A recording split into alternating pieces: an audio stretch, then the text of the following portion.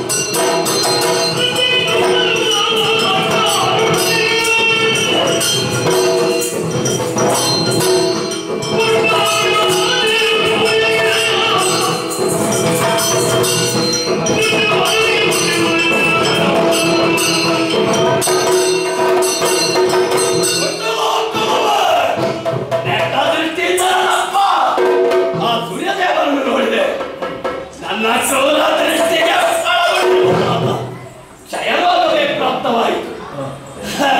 ನನ್ನ ಅಪ್ಪಳ ಸಾರ್ವತಿ ಅರುಣ ವಿಕಲಾಂಗರಾಗಿ ಹೋದ. ಆಮೇಲೆ ಸೃಷ್ಟಿಕರ್ತವಾಗಿರುವಂತಹ ಬ್ರಹ್ಮಣ ಮೇಲೆ ನನ್ನ ಪ್ರಭಾವ ಬೀರಿದೆ.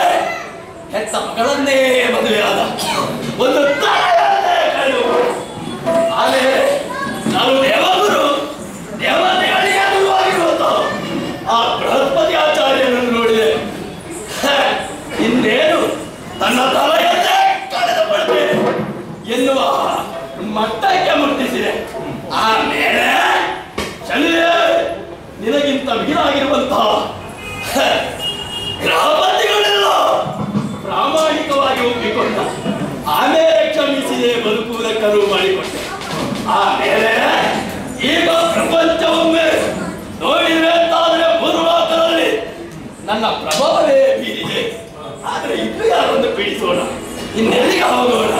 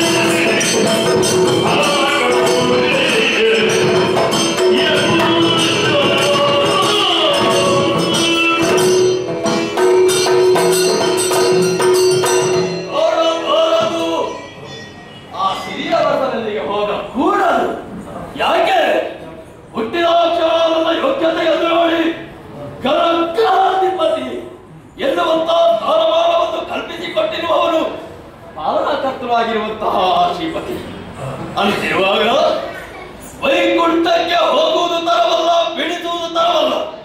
ಆದ್ದರಿಂದ ಅವರ ಉಳಿದು ಇಲ್ಲಿಯಾಗಿದ್ದಾರೆ ಅಂತ ನಾನು ಆಲೋಚನೆ ಮಾಡಿದ್ದೀರೇ. ಲಯಕರ್ತೃ ಪರಮೇಶ್ವರ ದೇವರು ತ್ರಿನಯ ನೇತ್ರ. ಹಾಗಾದ್ರೆ ಈ ಸಂದರ್ಭದಲ್ಲಿ ಅವನನ್ನೊಮ್ಮೆ ಪರೀಕ್ಷೆ ಮಾಡಬೇಕು, ಅವನಲ್ಲಿಗೆ ಹೋಗಬೇಕು. ನೋಡುತ್ತಾನೆ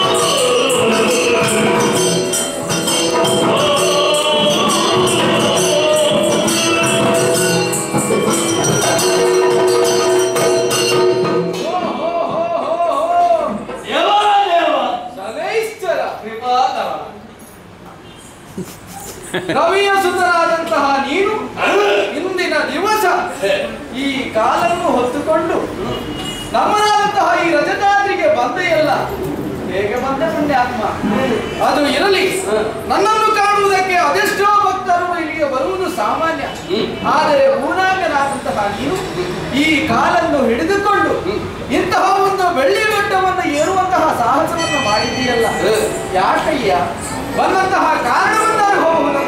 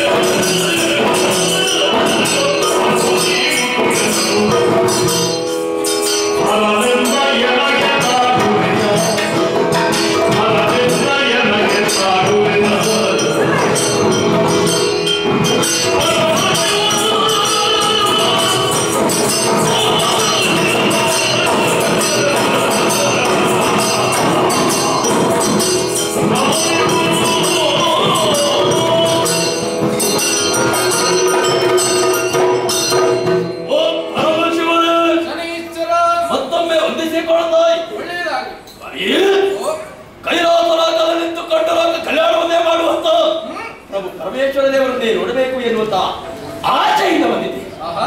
ನನ್ನದಾಗಿರುವಂತಹ ಕರ್ತವ್ಯವನ್ನು ಮಾಡುವಲ್ಲಿ ನೀವು ಅದಕ್ಕೆ ಬಾಧ್ಯರಾಗಿದ್ದೀರಿ. ಆಹಾ. ದೇವರೇ, ಪ್ರಪಂಚದಲ್ಲಿರುವಂತಹ ವ್ಯಕ್ತಿಗಳ ರಾಜಿ ಚಕ್ರವನ್ನು ಪ್ರವೇಶಿಸುವುದರ ಮೂಲಕ ಅವರನ್ನು ಪೀಡಿಸುವುದೇ ನನ್ನ ಉದ್ಯೋಗ. ನಿಜ. ಈ ಸಂದರ್ಭದಲ್ಲಿ ನಿಮ್ಮ ರಾಜಿ ಚಕ್ರವನ್ನು ನೋಡಿದರೆ ನಾಶ. ಆದ್ದರಿಂದ ದೇವರೇ, ನೀವು ನನ್ನ ಪಾಲಿಗೆ ವರ ಒಂದನ್ನು ಕೊಡುವುದಿದ್ದರೆ ನಿಮ್ಮ ರಾಶಿ ಚಕ್ರವನ್ನು ಪ್ರವೇಶ ಮಾಡುವುದಕ್ಕೆ ನನಗೆ ಅವಕಾಶ ಕೊಡಬೇಕು. ಈಗ ನೀನು ನನ್ನ ರಾಶಿ ಚಕ್ರವನ್ನು ಪ್ರವೇಶಿಸುವುದಕ್ಕೆ ಬಂದದ್ದ? ನಿಮ್ಮನ್ನೇ ತಾಗುವಂತ ಅಯ್ಯ ಶನೇಶ್ವರ, ನೀನು ನನಗೆ ತಾಗುವುದ? ಈಗ ಬೇರೆ ಯಾರೂ ಇಲ್ಲ ತಾಗಲಿಕ್ಕೆ. ನಾನು ಯಾರು? ವಯಸ್ಸಿದ್ದೇನೆ, ವಯದ ಅಧಿಕಾರಿ ಇದ್ದೇನೆ. ಅಂತಹವನಾದಂತಹ ನನ್ನ ಮೇಲೆ ನೀನು ಈ ರೀತಿಯಾಗಿ ಪ್ರವೇಶಿಸುವುದಕ್ಕೆ ಸರಿಯಲ್ಲ.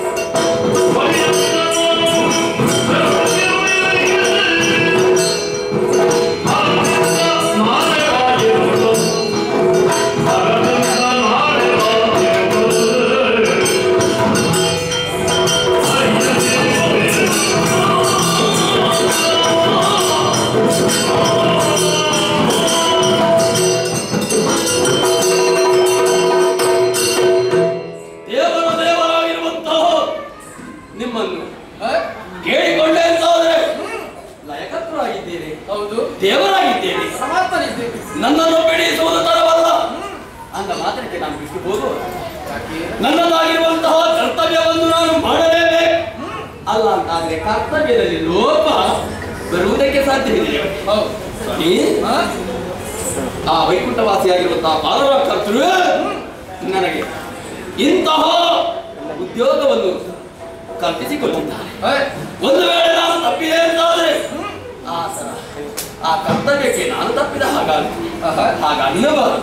ದಯವಿಟ್ಟು ಕೇವಲ 30 ಗಳಿಗೆ ನಿಮ್ಮ ರಾಜ್ಯ ಚಕ್ರದಲ್ಲಿ ಇರುವಂತಹ ಅವಕಾಶ ಮಾಡಿಕೊಡಬೇಕು. ಶನೇಶ್ವರ, ಈ ಸಲ ನೀನು ಬರುವಾಗ ನನಗೆ ತಾಗಲೇಬೇಕು ಎನ್ನುವಂತಹ ಉದ್ದೇಶವನ್ನು ಇರಿಸಿಯೇ ಬಂದವನು ಅಂದುಕೊಳ್ಳುತ್ತೇನೆ. ಹೌದಪ್ಪ. ಹಾಗಾಗಿ ನನ್ನನ್ನು ನೀನು ಪ್ರವೇಶಿಸಬೇಕು, ಹರಿಯ ಆಜ್ಞೆಯಾಗಿದೆ ಎನ್ನುವುದಾಗಿ ಹೇಳುತ್ತಾ ಇದ್ದೀನಿ. ಹಾಗಾದರೆ ನಿನಗೊಂದು ಅವಕಾಶವನ್ನು ಕೊಡುತ್ತೇನೆ, ಆದರೆ ಈಗ ಅಲ್ಲ, ಮತ್ತೆ ನಾಳೆ ಬಾ. ನಾಳೆ ಬರ್ಬೇಕಾ? ನಾಳೆ ನಿನಗೊಂದು ಅವಕಾಶ ಕೊಡುತ್ತೇನೆ. ಸ್ವಾಮಿ, ನೀವೆಲ್ಲ ದೇವರು, ನೀವು ಯಾವಾಗ ಹೇಗೆ ನಡೆದುಕೊಳ್ತೀರಿ, ಹೇಳ್ತೀರಿ, ನಡೀತೀರಿ ಅಂತ ಹೇಳುವುದಕ್ಕಾಗಲಿ. ಈಗ ನಾನು ಇವತ್ತೇ ಕಾಲನ್ನು ಕುಂಟುತ್ತಾ ಕೈಲಾಸವನ್ನು ಏರಿದಾಗ ನಿಮಗೆ ಬೇಸರವಾಗಿದೆ, ಅನುಕಂಪ ಉಂಟಾಗಿ. ಹೌದು ಸ್ವಾಮಿ, ನಾಳೆಯೂ ನಾನು ಕಷ್ಟಪಟ್ಟು ಬಂದೇ ಇಲ್ಲ. ನಾಳೆ ಬಂದಾಗ ನಾಳೆ ಬಾ ಅಂತ ಹೇಳಿದ್ರೆ ಹಾಗಾಗುವುದಿಲ್ಲ ಅಲ್ಲ. ನಾಳೆ ಅವಕಾಶ ಖಂಡಿತ ಸಿಗ್ತದೆ. ನಾಳೆ ಹಾಗನ್ನಬಾರ್ದು, ಕೊಡ್ಬೇಕು ಅವಕಾಶ. ಖಂಡಿತ ನಾಳೆ ನಾಳೆ ನಾಳೆ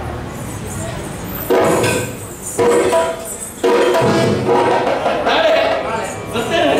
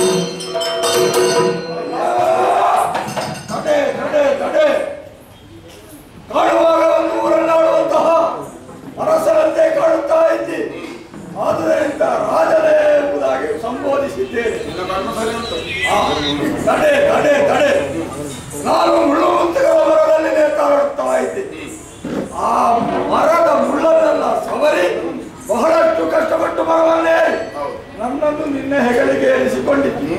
ಎಲ್ಲಿಗೋ ನಾವನ್ನು ಹೊತ್ತೊಯ್ಯುವುದಕ್ಕೆ ಆಲೋಚಿಸಿದ ಹಾಗೆ ಕಾಣ್ತದೆ. ಹೊತ್ತುಕೊಂಡು ಹೋಗಬಹುದು, ಆದರೆ ನನ್ನ ಕೆಲವೊಂದು ನಿಬಂಧನೆಗೆ ನೀನು ಒಳಪಡಬೇಕಾಗ್ತದೆ. ಏನು ಎಂಬುದಾಗಿ ಅಲ್ವೋ? ನನ್ನನ್ನು ಹೊತ್ತುಕೊಂಡು ಹೋಗಬೇಕಾದವ ಮೌನ ವೃತಧಾರಿಯಾಗಿರಬೇಕು. ಈಗ ಮಾತಾಡ್ಲಿಕ್ಕೆ ತೊಡಗಿದ್ರೆ ನಾನು ಮೌನವೇ ಮಾಡಬೇಕಂತೆ, ನೀನೇ ಮಾತಾಡಿ.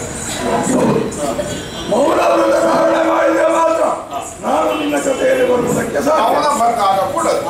ಆಮೇಲೆ ಹಾಗೆಂದು ನೀನು ನನ್ನನ್ನು ಹೊತ್ತುಕೊಂಡು ಹೋಗುವಂತಹ ಶ್ರಮ ನಿನಗೆ ತಿಳಿಯಬಾರದು ಎಂಬುದಕ್ಕಾಗಿ ನಿನಗೊಂದು ಕಥೆಯನ್ನು ಹೇಳ್ತೇನೆ. ಹೇಳುವುದು ಮುಖ್ಯ ಅಲ್ಲ, ಕಥೆ ಕೊನೆಯಲ್ಲಿ ಕಥೆಗೆ ಪೂರಕವಾಗಿ ಪ್ರಶ್ನೆ ಹೊಂದಿರ್ತದೆ. ಪ್ರಶ್ನೆ ಕೇಳೋದು ಮುಖ್ಯ ಅಲ್ಲ, ಅದ್ರ ಅರ್ಥ ಆಗುವಾಗ ಕಥೆ ಹೇಳೋದು ಮುಖ್ಯ. ಅದು ಆ ಪ್ರಶ್ನೆಗೆ ಸಮರ್ಪಕವಾದಂತಹ ಉತ್ತರವನ್ನು ನೀನು ಕೊಡತಕ್ಕದ್ದು. ಸಾಧ್ಯ ಇಲ್ಲ. ಒಂದು ವೇಳೆ ಸಾಧ್ಯ ಇಲ್ಲ, ಮೌನ ಆಗಿರ್ಬೇಕು ಅಂತ ಹೇಳಿದ್ದೆ ಇಲ್ವ ನೀನು? ನೀನು ಮುಂದುವರಿಸ್ತೀನಿ. ನಿನಗೆ ಕಥೆಗೆ ಆ ಪ್ರಶ್ನೆಗೆ ಉತ್ತರ ತಿಳಿದು ನೀನು ಕೊಡದೇ ಹೋದರೆ ನಿನ್ನ ತಲೆ 1000 ಹೋಳಾಗ್ತದೆ. ಮೌನ ಭಂಗವಾದರೆ ನಾನು ಮತ್ತೆ ಮರವನ್ನು ಸೇರಿಕೊಡ್ತೇನೆ. ನಿಬಂಧನೆಗೆ ಒಳಪಡುತ್ತಿದ್ದಾದ್ರೆ ನಾನು ನಿನ್ನ ಜೊತೆ ಸಿಟ್ಟು ಬರಿಸಬೇಡ. ಯಾಕೆ? ಮೌನ ಭಂಗವಾಗಕೂಡದು ಅನ್ನುವಾಗ ಹೇಳಿದವನಲ್ಲಿ ಉತ್ತರ ಹೇಳಿದ್ರೆ ನಾನು ಹೇಗೆ ಹೇಳುವುದು? ಅಥವಾ ಅವ ನಿನ್ನ ಕರ್ತವ್ಯ ಮತ್ತು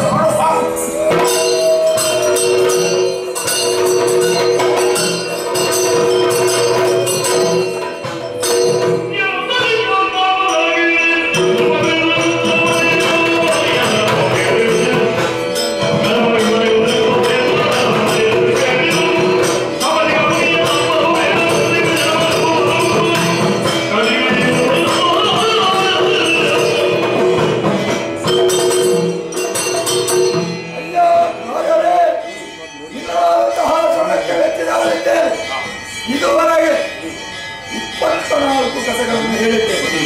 ಕಥೆಯ ಕೊನೆಯಲ್ಲಿ ಕೇಳಿದಂತಹ ಪ್ರಶ್ನೆಗೆ ಸಮರ್ಪಕವಾದಂತಹ ಉತ್ತರವನ್ನು ನೀನು ಕೊಟ್ಟುವುದರಿಂದ ನಿನ್ನ ಮೌನ ವೃತ್ತ ಭಂಗವಾಗಿ ನಾನು ಮತ್ತೆ ಮರವನ್ನು ಸೇರಿಕೊಂಡರೆ ಶವಬಿಡಗಳನ್ನು ಹೆಗಲಿ ತೆಗೆಸಿಕೊಂಡು ನಡೆಯುತ್ತಾ ಇದ್ದೀಯಲ್ಲ. ನಿಮ್ಮ ಛಲಬಿಡದ ತ್ರಿವಿಕ್ರಮ.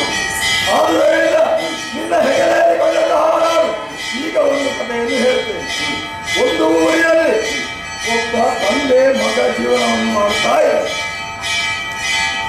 ತಂದೆ ಈ ಮಗನಿಗೆ ಮದುವೆ ಮಾಡಬೇಕು ಅಂತ ಮನಸ್ಸಾಗಿದೆ. ಇವರಿಗೆ ಪ್ರಾಯವೂ ಬಂದಿದೆ. ಹಾಗೆಂದು ತಂದೆಗೆ ಹೆಂಡತಿ ಇಲ್ಲ.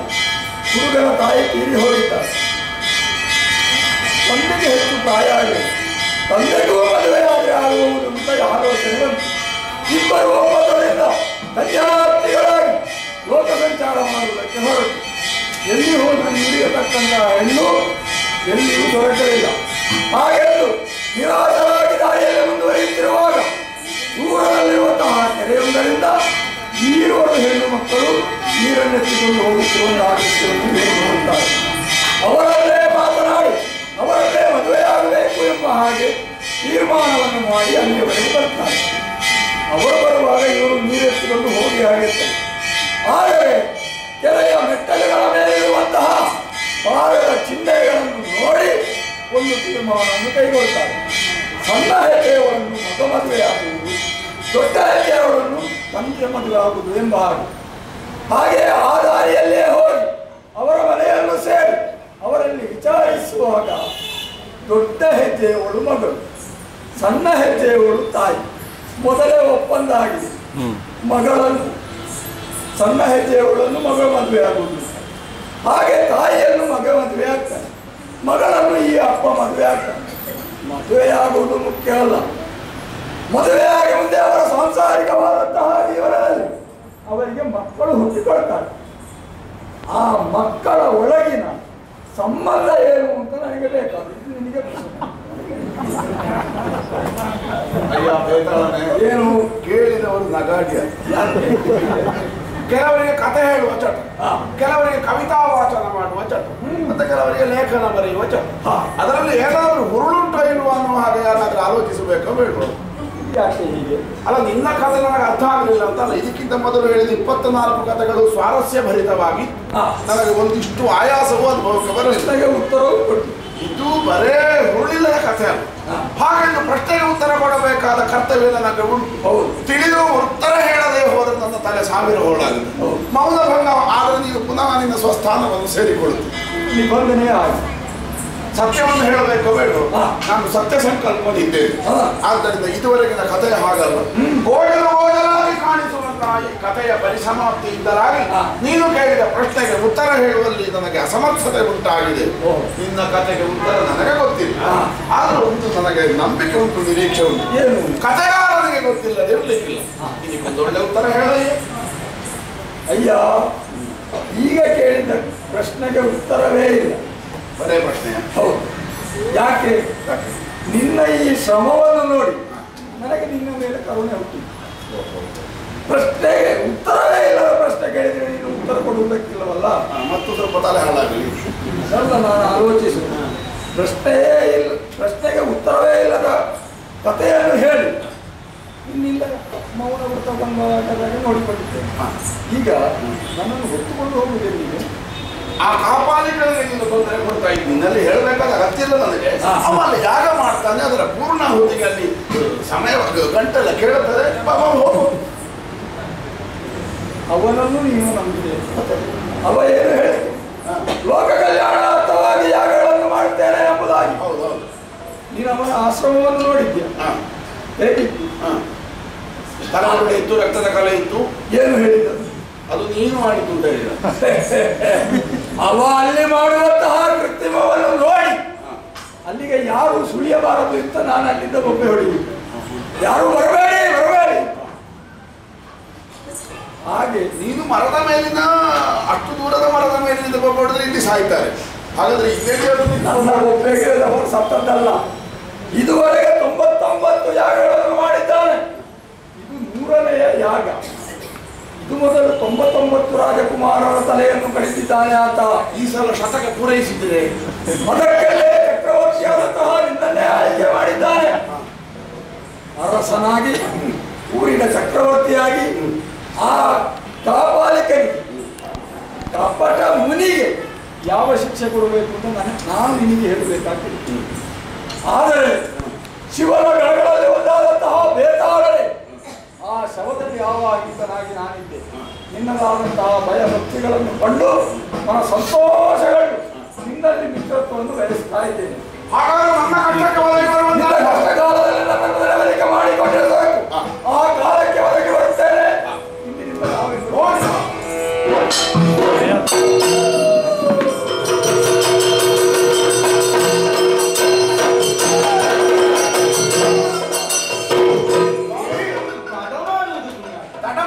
ತರಬೇಕಾದದ್ದು ಏನು ಘನತರವಾದದ್ದಲ್ವ? ಎಲ್ಲುಂಟು. ನಾನು ತಂದೆ ನಿಮಗೆ ಒಮ್ಮೆ ಅಲ್ಲ ಹಲವು ಬಾರಿ ನಾನು ನಿಮಗೆ ತಂದೆ ಅಂದ್ರೆ ತಕೊಂಡು ಬಂದೆ. ಆ ಬೇತಾಳನನ್ನು ಕೊಟ್ಟ ಕೊನೆಗಳನ್ನು ಇಲ್ಲಿಗೆ ತಲುಪಿಸುವುದಕ್ಕಾಗಲಿಲ್ಲ. ಆದರೆ ಒಂದು ಅಭಯವನ್ನು ಕೊಡ್ತೇನೆ. ಇನ್ನು ನೀವು ಮಾಡಬಹುದಾದಂತಹ ಕಾರ್ಯಗಳಿಗೆ ಆ ಬೇತಾಳನ ಉಪಟಳ ಇರುವುದಿಲ್ಲ. ನಿಶ್ಚಿಂತರಾಗಿ ಪೂರ್ಣ ಅವಚಾರವೇ. ಸ್ವಲ್ಪ ತಡ ಮಾಡಿದರೆ ಯಾಗಕ್ಕಾಗಿ ತಂದಿರಿಸಿದ ತುಪ್ಪ ಮುಗಿಲಿಕ್ಕೂ ಸಾಕು. ಮುಗಿಲಿಕ್ಕೆ ಹಾಗೆ ಹಾಗೆ ಹಾಗೆ ಏನಾಗಿರಲಿ ಪೂರ್ಣ ಆಗಬೇಕು ಅಂತ ಆದರೆ ನೀನೊಮ್ಮೆ ಸ್ನಾನ ಮಾಡಿ ಬರಬೇಕು. ಸ್ವಾಮಿ ಒಂದು ಅವಿವೇಕಿಯ ತರ ಮಾತಾಡುವಾಗ ನನ್ನಲ್ಲಿ ಶವದ ಮೇಲೆ ಆವಾಹಿತವಾಗಿದ್ದಂತಹ ಬೇತಾಳನನ್ನು ಹೊತ್ತುಕೊಂಡು ಬರುವುದು ಅಂದ್ರೆ ಹೆಣ ಹೊತ್ತುಕೊಂಡು ಬರುವುದು. ಹೆಣ ಹೊತ್ತುಕೊಂಡು ಬಂದವ ಈತ ಮಂಗಳಮಯವಾದ ಪರಿಸರಕ್ಕೆ ಬರುವಾಗ ಸ್ನಾನ ಮಾಡಿಕೊಂಡು ಬರಬೇಕು ಅಂತ ನನಗೆ ಗೊತ್ತಿಲ್ವಾ? ಸ್ನಾನ ಮಾಡಿ ಮಂಗಳಾರತಿಗೆ ಸಿದ್ಧತೆ. ಮಂಗಳಾರತಿಯ ಮೊದಲು ನೀನೊಂದು ಯಜ್ಞ ರಕ್ಷಣಕ್ಕಾಗಿ ಬಂದವರು ಆದರೆ ಒಂದು ಸಾಷ್ಟಾಂಗ ನಮಸ್ಕಾರ ಮಾಡಿ ಮಹಾಕಾಳಿ. ಹಾಗೆಲ್ಲ ಏನಾದರೂ ಮಾಡಿ ಸಿಕ್ಕಿ ಬೀಳುವ ಆಲೋಚನೆ ನನಗಿಲ್ಲ. ನಿಮ್ಮ ಯಾಗದ ಪರಿ ಬೇರೆ, ನಿಮ್ಮ ದೇವತೆಗಳ ಲಕ್ಷಣ ಬೇರೆ. ಅಲ್ಲಿ ಯಾರು ಹೇಗೆ ನಮಸ್ಕಾರ ಮಾಡಬೇಕು ಅಂತ ನನಗೆ ಹೇಗೆ ಗೊತ್ತಾಗಬೇಕು ಸ್ವಾಮಿ? ಹಾಗಾದ್ರೆ ನಾನು ನಮಸ್ಕಾರ ಮಾಡಿದ್ದು ನಾನು ಮಾಡಿದ ಮೇಲೆ ಹಾಗೆ ಮಾಡಿದ್ರೆ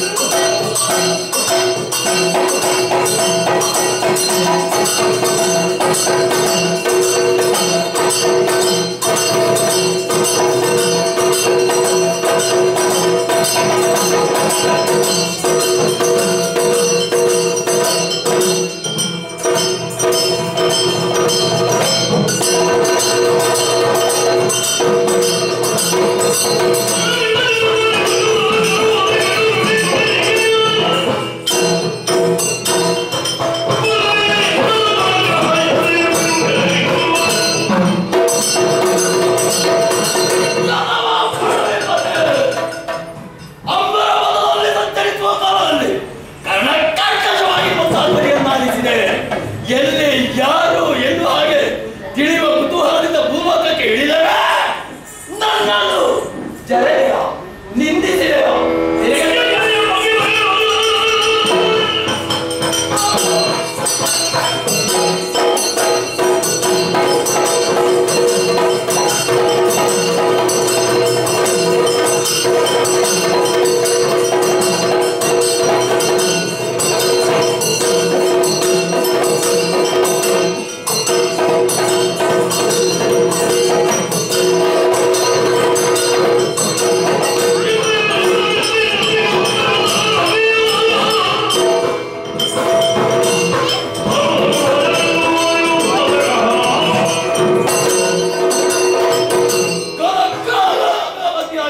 ನನ್ನನ್ನು ನಿಂದಿಸಿದ ಜರೆದೆಯ ಅಧಿಕಾರದ ಮತ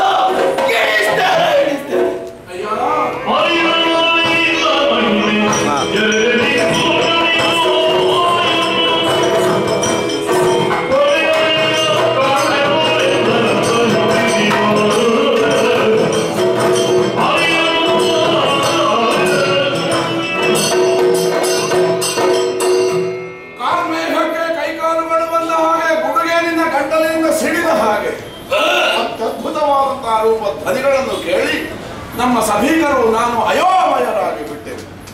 ಆದರೆ ನಿನ್ನ ಮಾತುಗಳಿಂದ ನಮಗೆ ವ್ಯಕ್ತವಾಯಿತು ನೀನೇ ಶನಿರಾಯನಿದ್ದೀಯ. ಅಯ್ಯ, ನಮ್ಮ ಪುರೋಹಿತರು ಮಂಡಿಸಿದ ವಾದಕ್ಕೆ ಪ್ರತಿಯಾಗಿ ಇನ್ನೊಬ್ಬರಿಗೆ ಸಂತೋಷವನ್ನು ಕೊಡಲಾರದಂತಹ ಒಬ್ಬರಿಗೆ ನಾನು ನಮಸ್ಕರಿಸುವವನಲ್ಲ ಅನ್ನುವ ನನ್ನ ದೃಢ ನಿಲುಮೆಯನ್ನು ವ್ಯಕ್ತಪಡಿಸಿ ಅದು ನಿನ್ನ ಮನಸ್ಸಿಗೆ ನಿನ್ನ ಅಂತರಂಗಕ್ಕೆ ವೇದನೆಯನ್ನು ತಂದೊಡ್ಡಿತು ಅನ್ನುವುದು ನಿನ್ನ ಮಾತುಗಳಿಂದ ನನಗೆ ಅರ್ಥವಾಯಿತು. ಈಗ ನಿನ್ನಲ್ಲಿ ಕ್ಷಮಾಯಾಚನೆ ಮಾಡಬೇಕು ಅನ್ನೋ ಹಾಗೆ ಮನಸ್ಸು ಮಾತಾಡುತ್ತಾ ಉಂಟು. ಯಾಕೆ? ತುಂಬಿದ ಸಭಾಮಂದಿರ ಇದು, ಕೇವಲ ದಾರಿಹೋಗರು ಬಂದು ಕುಳಿತದ್ದಲ್ಲ. ಎಲ್ಲರೂ ಪಂಡಿತರಿದ್ದಾರೆ, ವಿದ್ವತ್ತನ್ನು ಹೊಂದಿದವರಿದ್ದಾರೆ. ಅವರಿಗೆ ನಿನ್ನ ಕುರಿತಾಗಿ ಸರಿಯಾದಂತಹ ಚಿತ್ರಣ ಇರಬಹುದು, ಕಲ್ಪನೆ ಇರಬಹುದು. ಸರಳವಾಗಿ ಹೇಳುವುದಿದ್ರೆ ನಿನ್ನ ಅಭಿಮಾನಿಗಳು ಕೆಲವು ಮಂದಿ ಇರಬಹುದು. ಆದರೆ ನಿನ್ನ ಕುರಿತಾಗಿ ನಾನು ತಿರಸ್ಕಾರದ ಮಾತುಗಳನ್ನು ಆಡಿದರೆ ಅವರಿಗೆ ನೋವಾಗುತ್ತದೆ. ನಾನು ಯಾವತ್ತಿದ್ದರೂ ಕೂಡ ಇನ್ನೊಬ್ಬರ ಅಭಿವ್ಯಕ್ತಿ ಸ್ವಾತಂತ್ರ್ಯದ ಮೇಲೆ ಹಲ್ಲೆ ಮಾಡುವವನಲ್ಲ. ಅವರವರಿಗೆ ಸ್ವಂತವಾದ ಅಭಿಪ್ರಾಯವನ್ನು ಕಟ್ಟಿಕೊಳ್ಳುವ, ಅದರಂತೆ ಮುಂದುವರಿಯುವ ಸ್ವಾತಂತ್ರ್ಯ ವಿಕ್ರಮಾದಿತ್ಯನಿಂದ ಕೊಡಲ್ಪಟ್ಟಿದೆ. ಹಾಗಾದರೆ ನಾನು ನಿನ್ನ ಕುರಿತಾಗಿ ಆಡಿದ ಮಾತುಗಳಿಂದ ಇವರ ಕೋಮಲವಾದ ಮನಸ್ಸಿಗೆ ನೋವಾಗುವ ಹಾಗಾಯಿತಲ್ಲ, ಈ ಕುರಿತಾಗಿ ನನಗೆ ವೇದನೆ ಆಗುತ್ತದೆ. ಆದ್ದರಿಂದ ಇದನ್ನೆಲ್ಲ ಅರಿಯದೆ, ಅರ್ಥ ಮಾಡಿಕೊಳ್ಳದೆ ದುಡುಕಿ ಮಾತಾಡಿದ ನನ್ನ ಮಾತುಗಳ ಕುರಿತಾಗಿ ನಾನು ನಿನ್ನಲ್ಲಿ ಕ್ಷಮೆಯಾಗಿಸುತ್ತೇನೆ.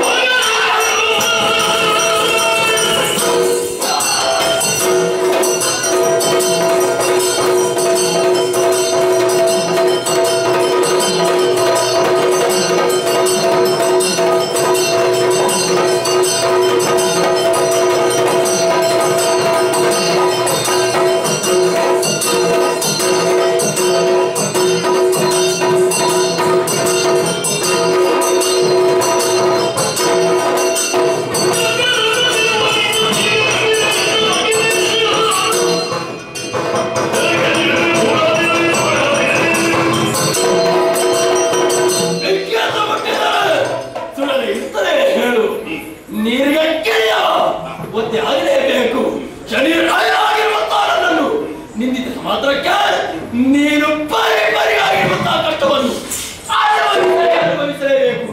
ಅಷ್ಟು ಮಾಡದೇ ಇದ್ರೆ ನಾನು ಕ್ಷಮೆ ಅಪರಾಧಿದ್ದಿ.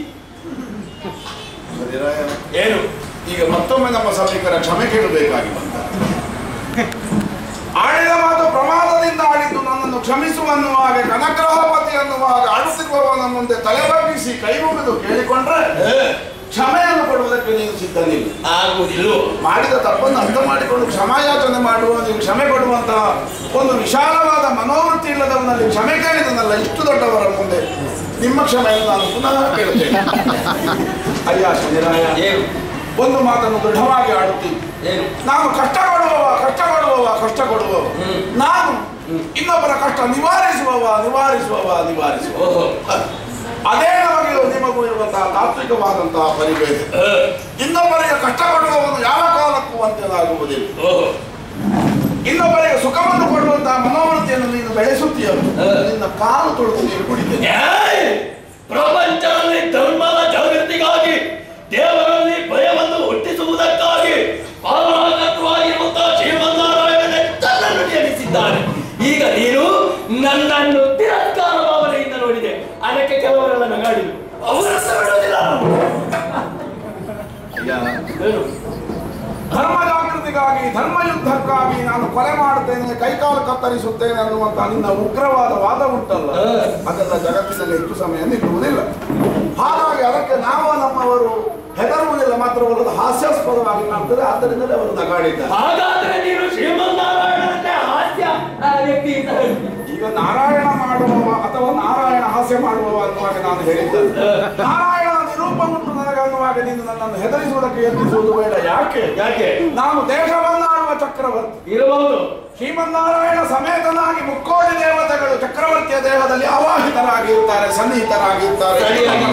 ಸರಿಯಾಗಿದ್ದರೆ ಹಾಗಾದ್ರೆ ನಾನು ನಡೆದ ನಡೆಯಾಗಲಿ, ನಾನು ಆಡಿದ ವಚನವಾಗಲಿ ದೈವ ಪ್ರೇರಿತವಾದದ್ದು ಅನ್ನುವುದು ಸ್ಪಷ್ಟ. ಹಾಗಾದ್ರೆ ದೇವರು ಪ್ರೇರೇಪಿಸಿದಂತೆ ನಾನು ನಡೆದಿದ್ದೇನೆ, ನಾನು ಆಡಿದ್ದೇನೆ. ನಾಳೆಯ ದಿವಸ ಅದರ ಪರಿಣಾಮವಾಗಿ ನಿನ್ನಿಂದ ಕಷ್ಟವನ್ನು ಅನುಭವಿಸತಕ್ಕ ಆಗಿ ಬರ್ತದೆ ಅಂತ ಆದ್ರೆ ಎದೆಯಡ್ಡಿ ಅದನ್ನು ಅನುಭವಿಸುವಂತಹ ಛಾತಿ ನನ್ನಲ್ಲಿ ಉಂಟು. ಸ್ಪಷ್ಟವಾಗಿ ಹೇಳ್ತೇನೆ, ಇನ್ನೊಬ್ಬರಿಗೆ ನೋವನ್ನುಂಟು ಮಾಡಿ ನೀನು ಜಗತ್ತಿನಲ್ಲಿ ನಿನ್ನ ಅಸ್ತಿತ್ವವನ್ನು ಬೆಳೆಸಿಕೊಂಡವು. ಇನ್ನೂ ಹಾಗೆಯೇ ಮುಂದುವರಿಕೆ ಅನ್ನುವುದು ನಿನ್ನ ವಾದದಿಂದ ಅರ್ಥವಾಗುತ್ತದೆ. ನಿನಗೆ ಎಷ್ಟು ಮಾಡಲಿಕ್ಕೆ ಆಗುತ್ತದೆ ಅಷ್ಟನ್ನು ಮಾಡು ಅಂತ ನೀನು ಅಪ್ಪಣೆ ಮಾಡುವುದು ಬೇಡ. ನನಗೆ ಗೊತ್ತಿದೆ ನಾನು ಹೇಗೆ ಮಾಡಬೇಕು, ಯಾರನ್ನು ಬಿಡಿಸಬೇಕು, ಎಷ್ಟು ಬಿಡಿಸಬೇಕು, ಸಮಯ ಬಿಡಿಸಬೇಕು ಗೊತ್ತಿದೆ ನನಗೆ. ಆದ್ದರಿಂದ ಕೇಳು, ಸರಿಯಾಗಿ ಕೇಳು.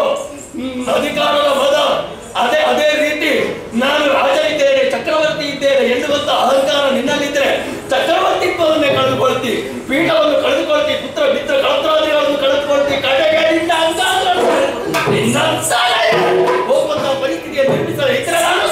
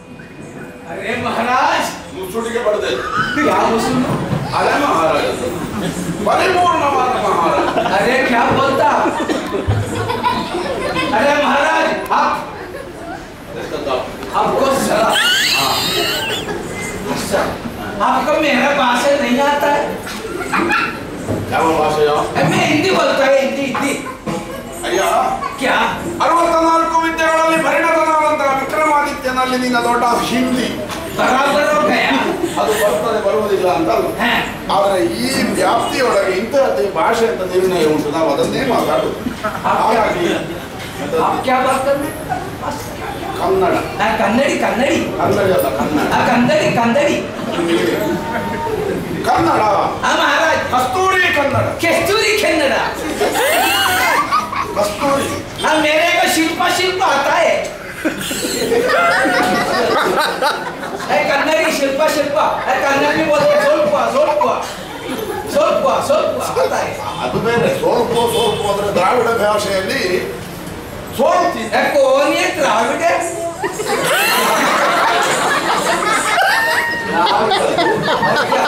ದ್ರಾವಿಡ ಭಾಷೆ हाँ हाँ तुलुआ तुलुआ बोलता है तुलुआ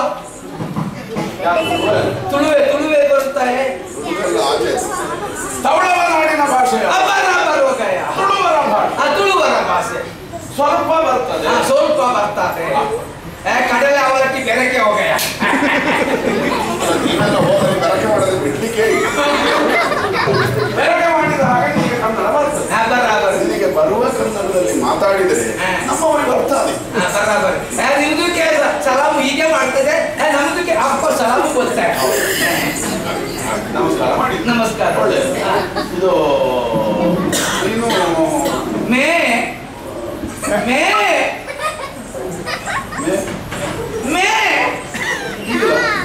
अरे मैं ननू ननू ಬರೋದಿಲ್ಲ. अरे महाराज क्या बोलता है यार कन्नड़ी में नानू नानू बोलता है मैं हाँ नानू नानू नानू इधर से आदमी नहीं है क्या हो गया ನೀನು ಪರದೇಶಿ. निम्दुके एलवस्ती नम्दुके परदेसी अल्लाह चुप बोलता है मैं परदेसी नहीं है अरे महाराज क्या हो गया आप क्या बोलते हैं मैं परदेसी नहीं है मैं परदेसी नहीं है ನಾನು ತಪ್ಪಿಸಬೇಡುವ. क्या हो गया ನಾನು ಪರದೇಶಿ ವಿರಳವಾಗಿ ಹೇಳಿದೆ. ನಮ್ದು अब्बा ಇದನ್ನು ಪರದೇಶಿ ಅಂತ ಹೇಳುದು ಯಾಕೆ? ಅದಕ್ಕೆ ಬೇರೆ ಒಂದು ಅರ್ಥ ಬರ್ತದೆ. ಹಾಗಾಗಿ नम्दुके उरुंटू मेरे को उरुंटू गाँव है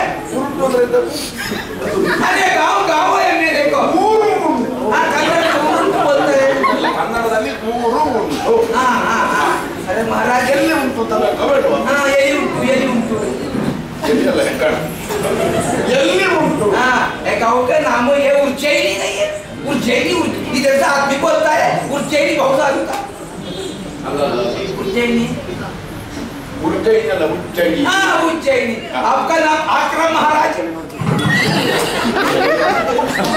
ಆಗ ದ್ರಾವಿಡ ಅಂತಂದ, ಈಗ ಅಕ್ರಮನ ಅಂತಂದ.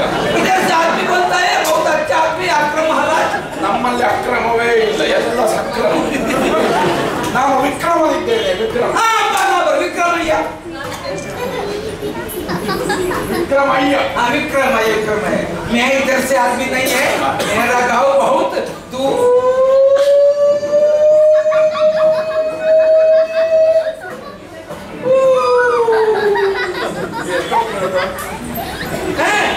मेरा गाँव बहुत दूर ಅಷ್ಟು ದೂರ ಉಂಟು ಅನ್ನೋದು. अरब अरब जैसा है ना अरब बोलता है अरब अरब मैं अरबी अरब मेरा गाँव है उधर से मैं आया अरब ಒಮ್ಮೆ ಹೇಳಿದ್ರೆ ನನಗೆ ಅರ್ಥ ಆಗ್ತದೆ. ಹೇಳಿದ್ರೆ ಹೇಳುದು ಯಾಕೆ? ಅರಬ ದೇಶದಿಂದ ಬಂದವರು ನೀನು. ಹಾಗಾದ್ರೆ ನಿನಗೆ ಹೆಂಡತಿ ಮಕ್ಕಳೆಲ್ಲ ಯಾರು ಇಲ್ಲ? अरे क्या राजा बोलते हैं मेरे को 5 शादी हुआ है ಐದು ಮದುವೆ. ಮದುವೆ 5 ಮದುವೆ ಆಗಿದೆ ಮಕ್ಕಳು ಉಂಟು ಮಕ್ಕಳು ಉಂಟು ಇವತ್ತು ಉಂಟು 20 ಉಂಟು 20 ಅಂತ ಹೇಳಿದ್ರೆ 20 ಆಗ್ತದೆ. ಹಾ 20 ಮಕ್ಕಳು. ಅರೆ ಮಹಾರಾಜ ಇನ್ನ ಕೊನೆಯ ಮಗನ ಹೆಸರೇನು? ಆಕ್ರಮಯ್ಯ ಆಕ್ರಮ್ ದೊಡ್ಡ ಮಗನ ಹೆಸರೇ? ದೊಡ್ಡದು ಉಂಟು ಎಂತ ಹೌದು ಬೇಡ ಬೇಟ वसीम अकरम छोटा बेटा वसीम अकरम छोटा बेटा इरफान पठान है ना मेरा बेटा सलीम मलिक बेटा मेरा बेटा सानिया मेरा बेटी है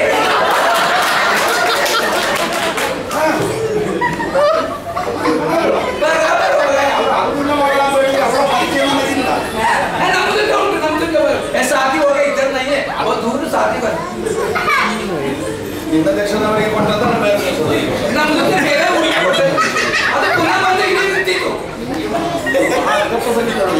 ನಿಮಗೆ ಇರುವುದಕ್ಕೆ ಈ ಊರಾಗಬೇಕು, ಈ ದೇಶ ಆಗಬೇಕು, ಉಣ್ಣುವುದಕ್ಕಾಗಬೇಕು, ತಿನ್ನುವುದಕ್ಕಾಗಬೇಕು. ಮಗಳನ್ನು ಮಾತ್ರ ಆಚೆ ದೇಶಕ್ಕೆ ನೋಡು. ನಮ್ಮದಕ್ಕೆ ಬದುಕುವ ಬುದ್ಧಿ. ಅರೆ ಮಹಾರಾಜಿ ಆಗ್ಲಿ ನಿನ್ನ ಮಕ್ಕಳೆಲ್ಲ ಸುವ್ಯವಸ್ಥಿತ. ನೀನೇ ಬಿಟ್ಟು ನಮ್ದಕ್ಕೆ ಊರು ಬಿಟ್ಟದಲ್ಲ, ನಮ್ದಕ್ಕೆ ವ್ಯಾಪಾರ ಕರ್ಲಿಕ್ಕೆ ಇದ್ರೆ ವ್ಯಾಪಾರ ಮಾಡದೆ ದುಡಿದು ತಿನ್ನುವ ಜಾತಿ ಅಲ್ಲ ನೀವು ಅನ್ನೋದು ನನಗೂ ಗೊತ್ತುಂಟು. ಏನು ವ್ಯಾಪಾರ? ಕ್ಯಾ ದುಡಿದು ಕ್ಯಾ ಕ್ಯಾ ನಮ್ಮ ಊರಿನಲ್ಲಿ ಏನು ಕೆಲಸ गोटे व्यापार मारे ना गोटे नहीं है गोटा व्यापार करने का भी इधर आया गोटा नहीं है गोटा कन्नड़ी में कुछ क्या हुआ यार ಒಮ್ಮೆ ಅಥವಾ ಎರಡು ಸಲ ಹೇಳಿದ್ರೆ ನನಗೆ ಅರ್ಥ ಆಗ್ತದೆ. ಆದ್ರೆ ನನಗೆ ಅರ್ಥ ಆಗದೆ ಇದ್ದದ್ದು ಇಂತಹ ಒಂದು ಹೊಲಸು ವ್ಯಾಪಾರಕ್ಕೆ ನೀವು ಹೊರಟದ್ದು ಯಾಕೆಂತ. ಮನೆಯಲ್ಲಿ ಕಟ್ಟಬೇಕು, ಅಲ್ಲಿಯೇ ಗೋಡೆ ಕಟ್ಟಬೇಕು. ಎಲ್ಲಿಯೋ ಗೋಡೆ ಕಟ್ಟಿ ವ್ಯಾಪಾರ ಮಾಡಿಕೊಂಡು ಗೋಡೆ ವ್ಯಾಪಾರ. अरे मालूम है आप क्या बोलते हैं? ये गोटे मालूम नहीं है, ये गोटा है ना, उधर देखो कन्नड़ी में कुछ के बोलता है। दूरे आप दूरे आया आया आया आया हाया आया कन्नड़ में कुछ रे हिंदी में तो सुरंगा हिंदी में गोटा ಆಯ್ತು ವಿಶ್ಲೇಷಣೆ ಮಾಡಿ ಇಲ್ಲದ ತರ ಹಾಳು ಮಾಡಿ. ನೀವು ಕುದುರೆ ವ್ಯಾಪಾರ ಮಾಡಿದಾಗ ಎಷ್ಟು ಕುದುರೆ ತಗೊಂಡು ಎಷ್ಟು ವ್ಯಾಪಾರ ಮಾಡಿದೀಯ ಅಂತಂದ್ರೆ ನಮ್ಮದಕ್ಕೆ ಇಲ್ಲಿ ಬರ್ಬೋದು.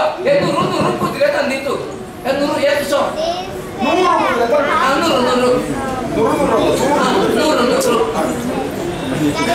ಎಷ್ಟಾಗಿ 99 ಮರಿ ಆಗಿತ್ತು. ತಲೆ ಕೆಟ್ಟದ ಪುಣ್ಯಾತ್ಮನೆ. ಕ್ಯಾ ಹೆಣ್ಣು ಕುದುರೆಗಳನ್ನು ಅದರಲ್ಲಿ ಗಬ್ಬದ ಕುದುರೆಗಳನ್ನು ತಕೊಂಡು ವ್ಯಾಪಾರ ಮಾಡ್ಲಿಕ್ಕೆ ಅರೆ ಮಹಾರಾಜ್ ಹೋದಲ್ಲೆಲ್ಲ ಮರಿ ಹಾಕಿ नहीं अलग अलग ಬೇರೆ ಬೇರೆ ಮನೆಗೆ ಮರಿ ಮಾಡಿತ್ತು. ಇದು ಒಂದು अच्छा अच्छा बोला है ತಾಯಿ ಮಗನೇ 99 ಒಳ್ಳೆ ಕುದುರೆಗಳನ್ನು ಬೇಕಾದವರಿಗೆಲ್ಲ ಮಾರಾಟ ಮಾಡಿ ಯಾರೂ ತಗೊಳ್ಳೋದು ಒಂದು ಕುದುರೆ ತಕೊಂಡು ಮಹಾರಾಜದಲ್ಲಿ ಬಂದದ್ದು. अरे महाराज क्या बोलता है अच्छा कोट है तो मतलब मारी है तो अच्छा कोटा नहीं है अच्छा का उठिदा कुदरे ऐसा ಎಲ್ಲಾ ಲಕ್ಷಣವು ಕಟ್ಟೆಗೆ ಹುಟ್ಟಿದ ಕುದುರೆಗಳನ್ನೆಲ್ಲ ತಂದು ನಮ್ಮ ದೇಶದಲ್ಲಿ ಮಾರಾಟ ಮಾಡುತ್ತಾ ನಮ್ಮನ್ನು ಮೋಸ ಮಾಡುವುದು. ನಿಮ್ದು ಆತ್ಮಿ ಮೋಸ ಹೋಗಿ ನಮ್ದಕ್ಕೆ ಜನ ಅಲ್ಲ. ನಿಮ್ಮ ಧ್ಯೇಯ ವಾಕ್ಯವೇ ಅದು ನಿಮ್ಮಂತವರು. ಅವರಾಗಿ ಮೋಸ ಹೋಗುವುದಕ್ಕೆ ನಾವು ಹೊಣೆಗಾರರಲ್ಲ. ಮೋಸ ಮಾಡುವುದಿಲ್ಲ ನೀವು. ನಿಮ್ಮ ವ್ಯಾಪಾರದ ಇದುವೇ ಹಾಗೆ. ಬೇರೆ ಕಡೆ ಹೋಗಿ ಮೋಸ ಹೋಗಬೇಡಿ, ನಮ್ಮಲ್ಲಿಯೇ ಬನ್ನಿ. ನಮ್ಮದಕ್ಕೆ ಉಚಿತ ಉಂಟು. ಒಂದು ಆಯಾ ತಗೊಂಡ್ರೆ ಒಂದು ಹಕ್ಕ ಉಚಿತ ಆಗಲಿ. ಎಲ್ಲಿರ್ತದೆ ನಮ್ಮದು? ಹೌದಲ್ರಿ अच्छा कोटा है 1 लाख 1 लाख 1 ಲಕ್ಷ ಅಲ್ಲ ಅಲ್ಲ, ಹೆಚ್ಚಾಯಿತು ಕಡಿಮೆ ಆಯಿತು ಅನ್ನೋ ಅದೇ ಇಲ್ಲ ನನಗೆ. ಯೋಗ್ಯತಾ ಸಂಪನ್ನವಾದಂತಹ ಕುದುರೆ ಆದರೆ ಅಷ್ಟು ಕೊಡುವುದಕ್ಕೆ ನಮ್ಮ ಆಕ್ಷೇಪ ವಿಶೇಷ ಉಂಟು. ಮುಂದಕ್ಕೂ ಹೋಗುತ್ತದೆ, ಇದ್ದಕ್ಕೂ ಹೋಗುತ್ತದೆ, ಕೆಳಕ್ಕೂ ಹೋಗುತ್ತದೆ, ಮೇಲಕ್ಕೂ ಹೋಗುತ್ತದೆ. ನಾವು ಮೇಲಕ್ಕೂ ಹೋಗುತ್ತದೆ, ಕೆಳಕ್ಕೂ ಹೋಗುತ್ತದೆ, ಮುಂದಕ್ಕೂ ಹೋಗುತ್ತದೆ. ಮುಂದೆ ಬೋಲ್ತಾ ಇದೆ ಮುಂದೆ. ನೀವು ಯಾವಾಗ ತಿರುಗಿ ನಿಲ್ತೀರಿ ನಮಗೆ ಗೊತ್ತಾಗುತ್ತೆ. ಅಲ್ಲ, ನಿನ್ನ ತಪ್ಪಲ್ಲ ಬಿಡು.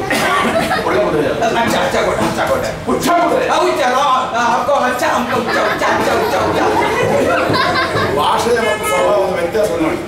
ನಮ್ಮ ಉಚ್ಚವೇ ನಮ್ದುಗೆ ಅಚ್ಚ, ನಿಮ್ಮ ಅಚ್ಚ ನಿಮ್ದುಗೆ ಉಚ್ಚ. ಅಷ್ಟೇ ವ್ಯತ್ಯಾಸ ಇದೆ. ಸ್ವಭಾವದಲ್ಲಿ ಹಾಗೆ, ವ್ಯಕ್ತಿತ್ವದಲ್ಲಿ ಹಾಗೆ. ನಾವೆಲ್ಲಿ ಬೆಳೆಸುತ್ತೇವೆಯೋ ನೀವಲ್ಲಿ ಬೋಳಿಸ್ತೀವಿ, ನಾವೆಲ್ಲಿ ಬೋಳಿಸ್ತೇವೆಯೋ ನೀವಲ್ಲಿ ಬೆಳೆಸ್ತೀವಿ.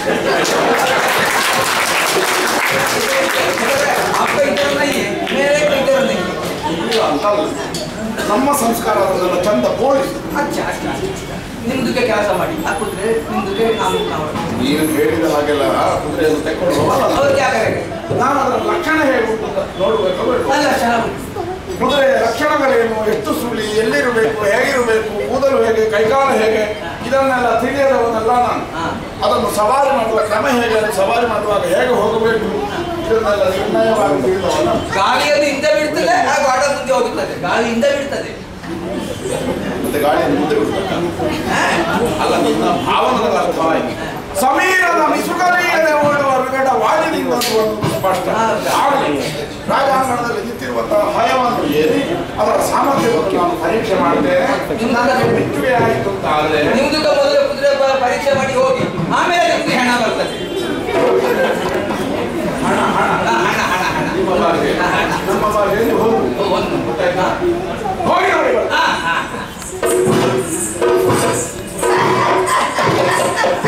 ಮಹಾರಾಜ್, ನಾನು ಯಾರೆಂಬ ನಿಜ ವಿಚಾರ ಇವರಿಗೆ ಇನ್ನೂ ಪ್ರಾಪ್ತ ಆಗಲಿಲ್ಲ. ಶನಿಯೇ ಈ ರೂಪದಲ್ಲಿ ಬಂದಿದ್ದೇನೆ.